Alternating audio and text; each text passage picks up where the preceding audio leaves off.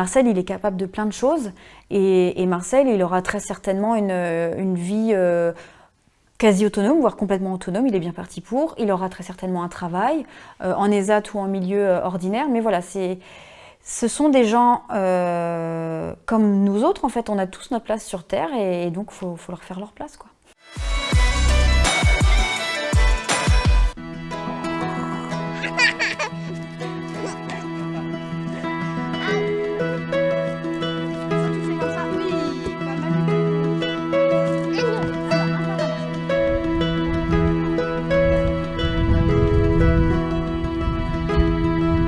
Marcel est né le vendredi 6 novembre 2015 à 2h23 et je dirais qu'à 2h24 on a eu des doutes et à 18h on avait vraiment de plus en plus de doutes.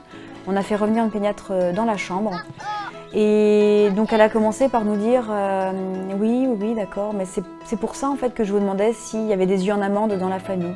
Donc oui, c'est vrai qu'elle nous avait posé cette question, mais c'était une question parmi tant d'autres, c'est notre premier enfant, on pensait que c'était une question normale. Et puis elle nous dit, donc nous on continue de penser à ça, et en même temps elle nous dit, effectivement c'est ça qui nous fait penser à une trisomie 21. Et là ça nous ramène à l'instant présent. Et d'un coup il y a tout qui s'écroule, il y a des émotions complètement contradictoires. Notre enfant est là, on l'aime déjà, mais qu'est-ce qu'on nous annonce? Qu'il a une trisomie 21, un handicap, mon Dieu quelle horreur, pourquoi moi, pourquoi lui, pourquoi nous? On s'en sortira pas, notre vie elle est foutue. Enfin voilà, c'est très négatif, alors qu'on est sur une journée normalement très joyeuse.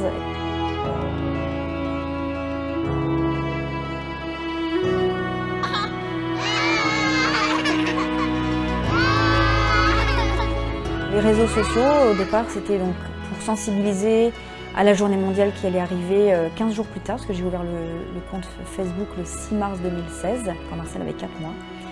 Et puis la première publication a été likée dans la soirée plus de 1000 fois.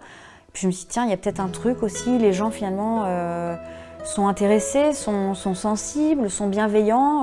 Nous-mêmes avec Sylvain, ça nous a fait du bien, tous ces messages de soutien. Et on s'est dit, bon bah, continuons.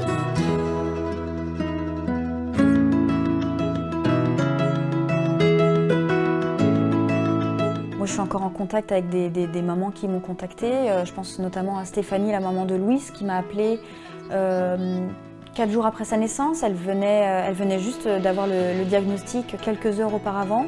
Je me suis réveillée à 7h du matin, j'ai vu un message envoyé à 4h du matin et je l'ai appelée dans la foulée.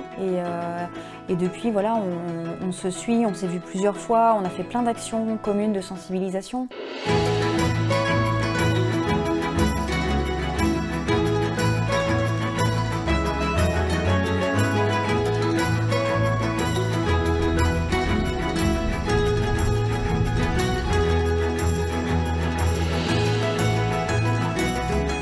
L'objectif, c'est toujours le même, c'est sensibiliser de plus en plus, c'est normaliser la différence. Et c'est que quand on vous croise dans la rue, vous n'ayez pas peur aussi de venir nous voir pour échanger avec nous, mais aussi pour que si vous voyez dans la rue ou dans le parc où va votre enfant une personne porteuse de trisomie 21, vous n'ayez plus d'appréhension. Que vous lui fassiez un sourire éventuellement, que vous alliez parler normalement à ses parents, que vous laissiez votre enfant jouer avec cette petite fille ou ce petit garçon. Voilà, c'est vraiment pour dédramatiser aussi et rassurer sur ce handicap et toutes les différences en général.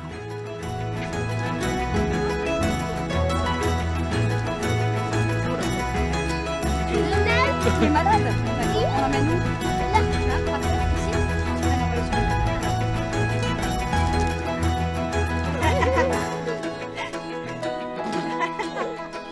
C'est l'extraordinaire Marcel et sa famille, et c'est breton.